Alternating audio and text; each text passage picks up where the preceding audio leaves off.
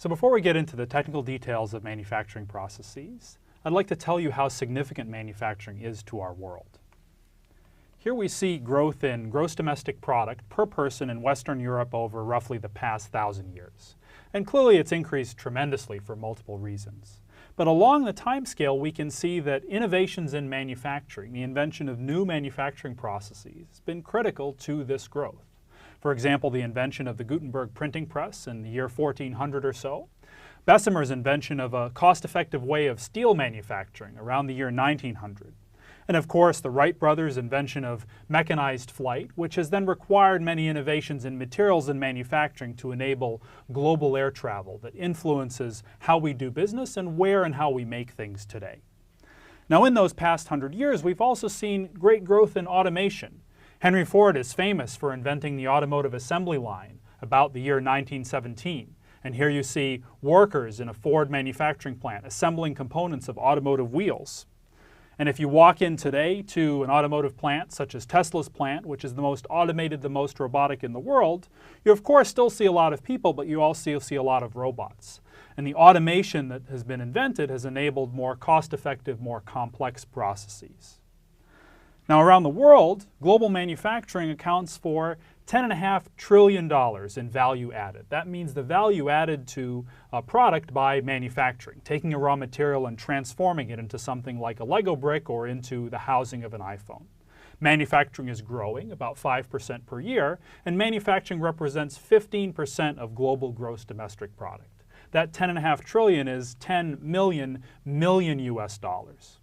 And certainly many things are manufactured, and this chart shows roughly the distribution of types of things. About 20% of global manufacturing is what are called energy or resources intensive commodities, extraction and refinement of raw materials, paper, petroleum, things like that.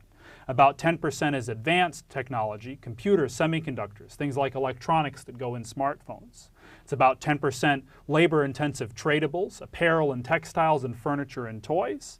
And the bulk is things that are consumed regionally, like food and beverages and plastics, that there's an advantage to make them locally because they're, for example, heavy and difficult to ship, as well as good kinds of goods that are used around the world, including consumer appliances and cars and chemicals and pharmaceuticals. So what influences where things are made, where manufacturing is done? Well, of course, there are several factors, and three important factors are, of course, the cost distribution among the components of what it costs to make something. The capital, the cost of the machines, the energy cost, the cost of labor and the amount of labor it requires, and the logistics, what it takes to get the product from where it's made to where it's used. And when we discuss manufacturing costs, we'll be able to break things down like that. The second factor I list is what I call R&D intensity, or intensity of research and development.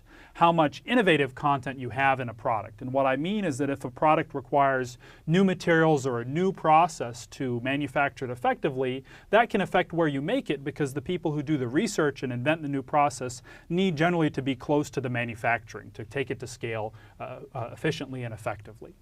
And also, the business and trade regulations are important. So how countries come to agreement of how they can sell goods and ship goods to one another influences where manufacturing occurs. So if we look broadly at labor-intensive products, manufactured goods that require a lot of manual labor, as you might expect, a significant fraction, the largest fraction, are made in areas of the world, such as China and Southeast Asia, where the cost of labor is less than other parts of the world, such as Western Europe and the United States. And this has changed significantly over the past 10, 20 years and is continuing to change, especially as the cost of labor increases in places like China and remains lower in neighboring countries such as those in Southeast Asia, India, Malaysia, and so on.